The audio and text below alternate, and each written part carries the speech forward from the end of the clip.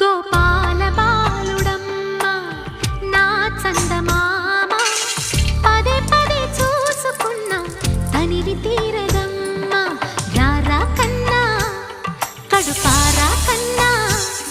నా చిటికెలు వింటూ